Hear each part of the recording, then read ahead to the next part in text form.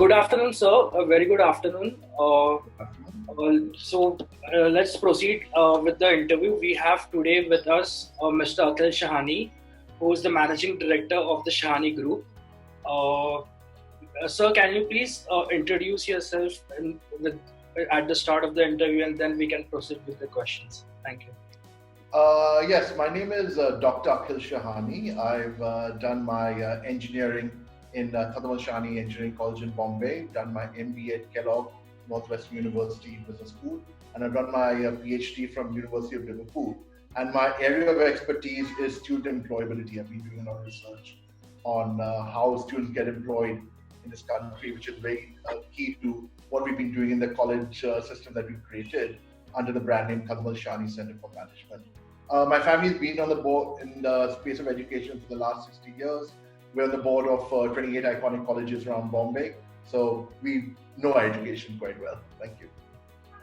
So beginning with the question, I'll go ahead with the first question. Being the Managing Director of TSC-FM, how do you strategize about the key programs and the plans for the marketing and the administration of your school? Okay, so as I mentioned earlier, my PhD research is in student employability, right?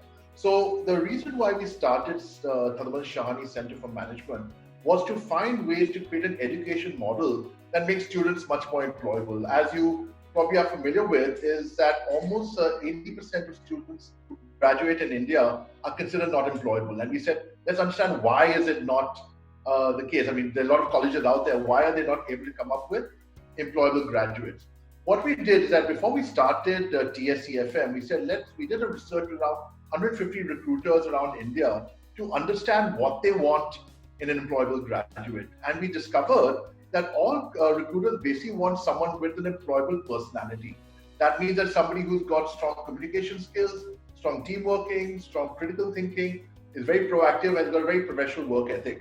They said, look, if you can give me a student who's got that skill set, then I can do anything with him. But if you give me someone who just got theoretical knowledge and has no personality, I can't do anything with him.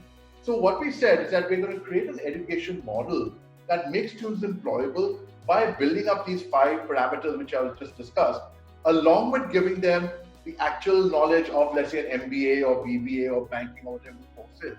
But the whole focus is basically creating employable graduates, building up these parameters through experiential learning, through industry interaction, and of course, international education. So to answer your basic question is that ultimately every course that we start in TSC-FM is basically got these 4 I's. The 4 I's we talked is that international recognition. Every course that we have has to be recognized internationally. Or MBA, BBA, our banking courses, our short courses are all recognized globally by UK bodies or UK universities.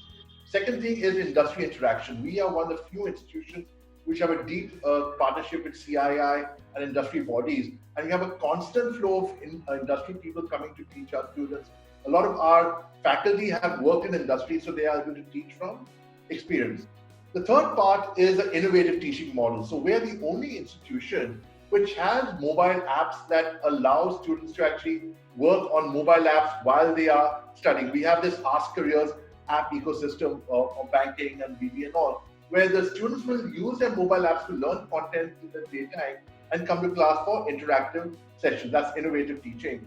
The fourth I is individualization. We realize that each student is unique. So therefore, someone may be more proactive, someone may be better dealing with other people, some people may be more analytical. What we do is that we use something called Ask Benchmarks to make sure these kids, we analyze what their personality is and give them a customized career path to make them grow based on their strengths. So the 4 I's, as I mentioned, is internationalization, international recognition, industry connect, innovative teaching, and individual attention. So every course that we have in TSC-FM incorporates the 4 I's focused on industry and employability. Right, sir. Thank you so much. Sir, coming to the next question, what do you think should be TSC-FM's top priority over the next 10 years? So TSC-FM, what has happened is that we have got a lot of awards with our innovative academic model. So for example, we've been ranked number 3 by Outlook magazine for global business courses. We've got awards from CII's Competitive Indian Industry, from Jamal Bajaj at the hands of Abdul Kalam, from Bill Clinton. So everyone has recognized the quality of our education. Now, based on that, there are a lot of people around India and in Asia who say we would like to model that quality of education in our own cities. So we are now, over the next 10 years, we are now scaling up TSCFM into multiple cities around India through franchise partners, through local education partners. We also are scaling up our online platform. As with a lot of people know, with the recent COVID lockdown, a lot of people are now looking at pure online education as a method of growing. So we now are expanding also our mobile apps to, right now we have 7, we are scaling up to much more. So basically our model is to scale up into other cities around India, then also maybe into Southeast Asia and Middle East, and also add more online education. So basically grow horizontally, geographically, and also from technology. Of course, we're going to add a lot more courses as we go along, but all of them will have that key employability model that we discussed earlier. So I want to ask, when you first came to TSCFM, what was your vision for the institute? Has it evolved over time, and how far along in implementing that vision are you? Okay, great. So let me talk a bit about the background. So I used to work I used to run other companies earlier, and through my experiences, I discovered that a lot of the theoretical education that you learn with colleges, like for example, I did my MBA, right, with Kellogg, which is one of the top business schools in the world. But when I started a software company, I tried to apply a lot of that knowledge in my software company. It didn't work out. So I said, well, how come the information from the best business school in the world did not help out in real life? So I realized that education has probably no connection with the real world. In terms of, you can be the best academically, most academically brilliant student in the world, but it may not actually help you in real life. In fact, a lot of us, when we have gone for our school reunions, we have discovered that the toppers in class have not done very well in their careers. In fact, the guys who are the backbenchers have done very well. So my initial vision for TSCFM was to basically create an education system that helped people do well in life. We ultimately said that everybody in life wants to be happy and successful. So basically, can we create an education model that makes students happy and successful, that helps them over the long term? That was the initial vision. Then what happens is that as we go along, we said, let's focus in something more specific, because happy and successful could be anything. You could start a yoga institute, you could start some sort of spiritual thing. So what we said, let us focus on happy and successful in careers, because if you are successful in your career and also you're happy with what you're doing, you will become happy and successful over the long term. So therefore we said that basically most students want to be employable. Employable means the ability to keep on getting great jobs as you go through your career. So therefore we focus more from happy and successful to making a student very employable so they do the best in their careers, right? So as to different areas in employability, but in different domains like digital marketing, banking, real estate, ITS, and things like that, where we see a lot of growth. Yes, sir. Thank you, sir. So, what would you like people to know about your institute that they may not know? Well, as I said earlier, the thing is that when people look at TSCFM, I mean, obviously when you look from outside, they think, okay, this is just like another business school. There are plenty of business schools all over India, right? But a lot of them are not. I think what they really need to understand is that ultimately we are not here to just give you an MBA degree or a BBA degree or any other degree. Our model is to basically build up your personality right from the ground up to make sure that you are successful over the long term. A lot of institutions just focus on giving the first job. They say, okay, look, our problem is just give you a degree, first job, and that's it. We say that, what about your second job? What about your third job? What about your fourth job? So therefore, when we are building up your personality, we are building your ability to be smarter, be more proactive, be better at working with others, be better communicating, because regardless if you get your first job today or if you are on your fifth job after 30 years, you still will utilize these skill sets.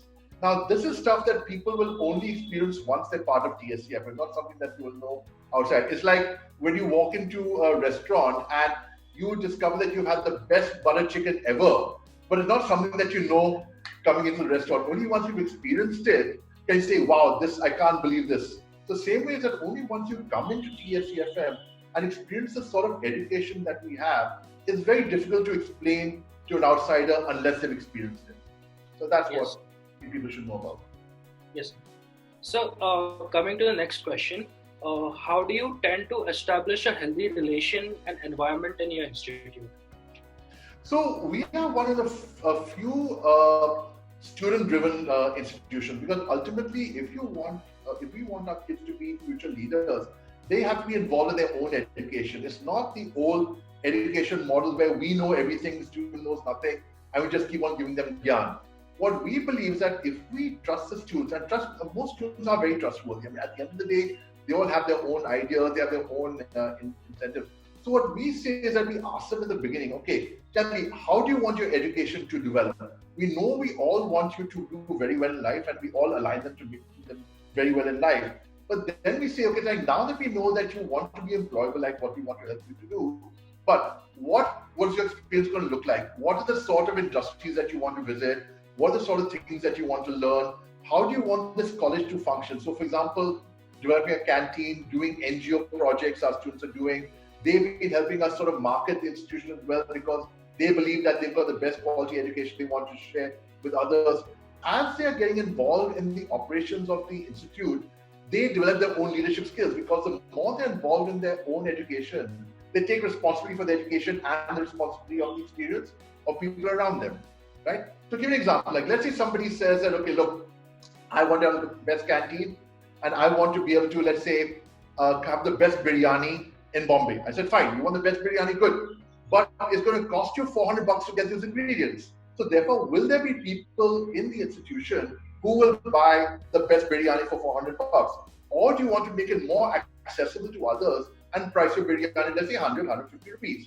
So then they start thinking of these pros and cons. It's all very nice to say, I want the best, but I have to use my business sense to say, can I create a scalable model? And again, getting students involved in those decisions develops their leadership skills and makes them much more proactive and much more employable long term. Okay, sir. Thank you, sir. So, coming to the courses and the programs, have you introduced any new programs at your institute? If yes, can you just give a brief highlight of the program? Okay, sure. So originally we were known for our international business courses. So we were offering an MBA with Anglia University, which is one of the top British universities in the world. In fact, when people talk about top ranked university, they say that no Indian institutions are ranked highly, but here we actually giving a top 5% global ranking university, their MBA in India at 1/3 the price, right? We said, okay, look, and we added more universities along with Anglia University. We've added University of Bolton, University of West Scotland, and a few others. We said, okay, now people are doing that in MBA. How do we do that at the BBA level? So now we also now have rolled out a BBA with the same British universities. So what we're saying is that why should you get a BCom from a Bombay University or a local one? Why not get a BBA from a global university without spending that sort of 50 lakhs, 1 crore that you normally spend if you went to a top university abroad? Why not get that best British education here in India at the undergraduate level? And today, as you know, a lot of kids are deciding twice to actually go abroad, because they say, I'd rather get that global education in India because there are no jobs abroad. And the visa so bad, why should I spend all my father's hard-earned money? Let me get that best quality education in India. So we're rolling out a BBA for British universities. Of course, we already have diplomas in banking and digital marketing. We are rolling out courses in ITS, other areas of the BFSI sector, course in real estate, course in cybersecurity, business intelligence, AI. So there's a lot of new areas that we're moving into, but we're, of course, making sure it goes step by step. At the end of the day, every course that we run has to have the 4 I's: international recognition, industry intellect, innovative teaching, and individual attention, no matter what we do. That's why we take a little time to develop these courses, not just putting any course and just slapping it with the curriculum and going with it. We actually have to really re-engineer every course right from ground up to hit the 4I targets. Okay, sir, great, sir. So coming to international collaborations, as you said, how are your programs which are in collaborations with foreign universities helpful for the students? Right. Can you throw some light on the exposure level of students in these programs? Sure. Okay. So let's first understand right from the beginning is that the students who graduate today would probably be working for the next 40, 45 years or 50 years. Right? I mean, the thing is now it's like long-term careers. Now, I always ask my students that will you only be working in India all this time? Today, I mean, there's such a globalized world. I mean, what stops you from saying, fine, I will, let's say, work for a few years in Singapore, in Dubai, UK, Africa, China, whatever, so many places to work in. Build up that global, in fact, interestingly, a lot of Indian managers are now heading global Fortune 500 companies today. Satya Nadella of Microsoft, Sundar Pichai of Google, they're all Indian guys who started. So we always say that think of your career as a global career, right? So you will have a chance of working anywhere in the world. Also, don't forget is that there are multinationals who are coming to India and competing against local companies. So local companies all have to build themselves up to be more international mindset. So therefore, any student who takes a degree, whether undergraduate or postgraduate, has to have a global mindset right from the beginning. And the only way to get a global mindset is actually to get international education taught to you. So, for example, when we offer the MBA or BBA to these kids here in India, we get international professors to teach them. We also use an international pedagogy. Now, the thing is that the classic Indian model is always that lecture-based model. Like, let's do lectures, exams at the end, next semester lectures, exams, and that's it.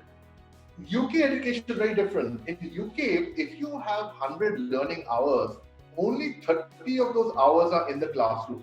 The rest of them are done doing projects, simulation, live work, working with companies. The thing is that it's more interactive and experiential. We start with that as well. We say that, okay, we will follow the global model of education where we will only keep a certain part of the lectures in class.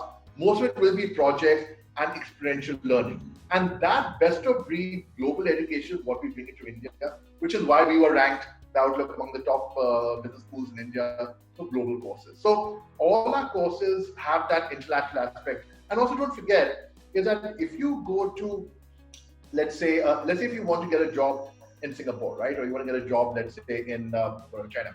Now the thing is that most people don't know is that a college in India, right, it may not be recognized anywhere outside, except maybe an IIM, for example, right? I mean, like, but most local colleges are not. So forget about that. Let's say if you're sitting in Bombay and somebody said, okay, fine, what's the best business school in, let's say, Chennai? You may not know the answer. So therefore, a lot of business schools just have a local reputation. Imagine if you went with that PGDBM to an international recruiter. So, and also PGM is not recognized globally, an MBA is. So here we are saying is at the same price of an Indian PGDM, you're able to get an MBA from a top global university where you will go to a recruiter in China or US or UK or Australia, whatever, and that university degree has recognition and respect. So people say, oh, you got an MBA from Anglia Ruskin University or a BBA from University of Bolton, wow, that means something. If you say I've got a PGDM from some XYZ college in India, they don't know what that means, right? So we actually build them up to be globally competitive over the next 40 years of their career. Yes, sir. Coming to the changes in the industries, like let's say, what are the changes being inculcated in the curriculum so that the students are in synchronized trends? Okay, so the thing is that, and I think you all know very well, is that the starting point is that technology has totally pervaded industry. I mean, today, you don't stand in line to buy movie tickets. You book online when you book my show, or let's say very often you don't actually go and eat a restaurant, you get food delivered. So there are technologies disrupting industries left, right, center, Netflix, Amazon. Now the thing is that you cannot teach business practices as they were taught in 1990, right? Or let's say 2000, 10 years ago. A lot of business schools are using the same old boring textbooks that they learned for all these years. Nothing has changed. They still do marketing with the 4 Ps and whatnot, which is silly. Even Philip Kotler today, the guy who started the 4 Ps of marketing, which also was my professor in Kellogg, has said that the 4 Ps are out of date, even though most business schools in India still follow the 4 Ps of marketing. What we believe is that marketing is not 4 Ps. People do not buy based on price anymore, or let's say promotion. They buy through experience. Very classic case, for example, if a lot of people buy vehicles, not because they're the cheapest or the best position or things like that. There's a certain emotional aspect about it that makes people say, I'm a Harley Davidson owner. what we are doing is saying that we will actually start promoting these new methods of how people actually are business are selling. Also, we're incorporating technology into aspect. That means our students are all very familiar with CRM systems, with office technology, with SaaS models. They are all, of course, as I said, all our courses have mobile apps as well. So they're used to using mobile apps. So the idea is that all our students are very, very tech savvy through their education, but more importantly, they are learning through experience what industries are doing currently through marketing or finance or HR, things like that. The latest information via technology and being tech savvy. And then every year we keep on asking industry, tell us what we need to change in our curriculum, and we get inputs from industry and we upgrade our curriculum. So what I'm teaching this year is very different from what I taught 3 years ago. Right. Constant flow. There's a constant movement. Great, so that's great. So, along with the academics, can you please throw some light on the extracurricular activities being conducted at TSCFM? So we have, as I said, we're a very student-driven institution. So in fact, a lot of students had recommend, said, okay, fine, we'd like to play a lot of sports. So just by sheer luck, we're in Mulund, and we're right next to the Mulund Gymkhana, which has a whole host of sports facilities. So all our students, they play on the football field, they play tennis, swimming. All the sports facilities are there in with our campus. Additionally, students said we'd like to actually have a cricket league. So we formed a cricket league for the students, and they're playing with other colleges. We have table tennis. We have a lot of sports. So sports are very important. But more importantly is that our students, we also believe our students have to focus on giving value to society, right? So a lot of students are involved in NGO projects. To give an example, there's this hospital for stray animals called Utkarsh, which is just nearby to our institution. They actually are the only group institutions in Mulund or around the area which deals with stray dogs, give them support, give them a lot of, let's say, feeding and medical support. The students said, we're going to start a fundraising campaign for the Utkarsh institution. They start themselves, they built it up. So the idea is that extracurricular is not just sports, it's also helping other NGOs and other people in society to actually help out, and they build up their leadership skills along with that. Of course, we do the standard thing. We have college festivals, we have business competitions, and in fact, our kids have won a lot of awards with other competitions as well in other institutions. So that goes on anyway. One more thing before I forget is that as we want to make our kids more tech savvy, we are incorporating their inputs into our social media channels. They get involved in our social media promotion. They get involved in our Twitter, our LinkedIn, our Facebook and Instagram. They actually give us suggestions and they help us build up that network of promoting the institution, but also they build up their own capabilities, because if they know how to, let's say, promote, let's say, our institution, they will know how to promote their companies with their join. So there are a whole host of activities they can do. Yes, sir. So coming to the next question, what are your expectations from the students who are going to be a part of the TSCFN family from this year onwards? Simple. Try hard and make mistakes. Because only if you own the people who don't make mistakes are the ones who never attempt anything. Remember, one thing is that life is about experiences and growth, right? And you cannot grow until you've had many failures till you finally achieve success. But if you feel scared and say, hey, I don't want to try it because I could fail, I think that's a silly attitude to have. You say, try it, fail, try, keep on improving yourself until you succeed, right? So the thing is that if you look at the classic education model, right, which a lot of other institutions follow, is that they say, look, there's only one right answer, and the answers are the textbook. All your answers are wrong, right? What we say is that take the textbook, throw it out the window. You come up with an answer and you prove that your answer works. Now, your answer and your friend's answer may be different, but you may have different ways of solving the same problem. But the point is that's how life is, because in life, when you're working in a company, there's no textbook, there's no instruction manual. Very often, your boss will throw you into an environment, say, okay, look, now let's say you need to start selling our product in, let's say, Bhandup to, let's say, 35-year-old housewives. There's no model for that. You have to try and succeed, and you may have different ways of doing it. The point is that only if you try, and you may fail, but you may succeed finally. So what we expect our students is that to say, look, I'm willing to try, I'm willing to fail, but I will keep moving on. That's all we know. That's all we do. Attitude is everything. Yes, sir. And so, concluding this interview with one final question, like any suggestions would you have for the students, or like for just the general students who would be want to pursue MBA or just want to succeed in life? Well, I think for any student, firstly, you have to ask yourself the question as to why do you want an MBA? Right? I mean, just MBA just because your dad said or your friends are doing it. No. Ask yourself is that what's the purpose of this MBA? Like what it is a means to an end. The worst thing for a student to say is that I want an MBA is because my parents said do an MBA, my friends are doing MBA. I don't know what I want to do afterwards, right? So what we say is that first understand is that what's your career option? Do you want to join an ad agency? Do you want to join a bank? Do you want to start your own business? Do you want to join an NGO? First, if you want to do that, then you find out from the NGO, find out from the ad agency, okay, what is it? Who are the sort of people who get hired by that? And all you have to do is just go onto their website and see what the sort of people they hire. Ask people working in the industry. And if they say, look, an MBA is not useful, why not just do, like, let's say, a creative degree, or you give out the creative degree, just come in and learn from experience. Do that. So what we're saying, ultimately what we believe with every student is use your brains. Remember, one thing is that your life is your life. Nobody can tell you what to do.